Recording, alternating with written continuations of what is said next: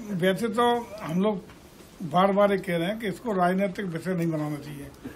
सनातन संस्कृति के प्रतीक भगवान राम, कण कण में भगवान राम, और इस वर्तमान पीढ़ी का सौभाग्य है कि भगवान राम का उनके मूल जन्म स्थान पर विराजमान होना, ये पूरे इस समय के वर्तमान पीढ़ी के लिए सौभाग्य का विषय है कि उनके काल में ही हो रहा है। क्योंकि लंबे समय से 500 वर्षों से अधिक के त्याग, तपस्या, संघर्ष और बलिदानों के बाद यह अभूतपूर्व क्षण वर्तमान पीढ़ी को देखने को मिल रहा है। लेकिन फिर भी कतिपय लोग, जिन लोगों ने राम का वजूद, राम का अस्तित्व ही हमेशा नकारने का काम किया हो, जिन्होंने उच्चतम न्यायालय में जाकर के शपथ पत्र के साथ भगवान राम के अस्तित्व को नकारा हो, उनसे क्या अपेक्षा की जा सकती है। एनसीपी नेता हैं, उन्होंने श्री राम जी को मांसाहारी बता दिया है, इतने बड़े बयान है। यही तो मैं कह रहा हूँ कि विपक्ष की कतिपय पार्टियां, कतिपय लोग, जिसमें स्वामी प्रसाद मौर्य जी जैसे लोग,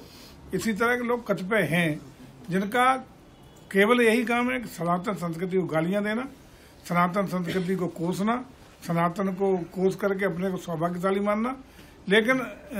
इससे ज्यादा दोषी वो लोग हैं जो इस तरह के लोगों को अपनी पार्टी में गौरवान्वित और सम्मानित करने का काम कर रहे हैं। ऊपर से सनातन संस्कृति के मानने वाले बनते हैं, लेकिन ऐसे लोगों को संरक्षण दे करके अपने को सौभाग्यशाली मानते हैं और लगातार उनको पदोन्नत दे करके पार्टी में बृहद और बड़े स्थान पर बिठाने का काम कर रहे हैं। देखिए, वैसे तो हम लोग बार बार ये कह रहे हैं कि इसको राजनीतिक विषय नहीं बनाना चाहिए। सनातन संस्कृति के प्रतीक भगवान राम, कण कण में भगवान राम, और इस वर्तमान पीढ़ी का सौभाग्य है कि भगवान राम का उनके मूल जन्म स्थान पर विराजमान होना, ये पूरे इस समय के वर्तमान पीढ़ी के लिए सौभाग्य का विषय है कि उनके काल में ही हो रहा है। क्योंकि लंबे समय से 500 वर्षों से अधिक के त्याग, तपस्या, संघर्ष और बलिदानों के बाद यह अभूतपूर्व क्षण वर्तमान पीढ़ी को देखने को मिल रहा है। लेकिन फिर भी कतिपय लोग, जिन लोगों ने राम का वजूद, राम का अस्तित्व ही हमेशा नकारने का काम किया हो, जिन्होंने उच्चतम न्यायालय में जाकर के शपथ पत्र के साथ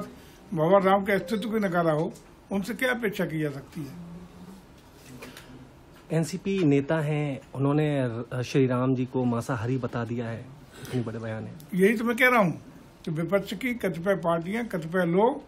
जिसमें स्वामी प्रसाद मौर्य जी जैसे लोग, इसी तरह के लोग कतिपय हैं, जिनका केवल यही काम है कि सनातन संस्कृति को गालियां देना, सनातन संस्कृति को कोसना, सनातन को कोस करके अपने को सौभाग्यशाली मानना। लेकिन इससे ज्यादा दोषी वो लोग हैं जो इस तरह के लोगों को अपनी पार्टी में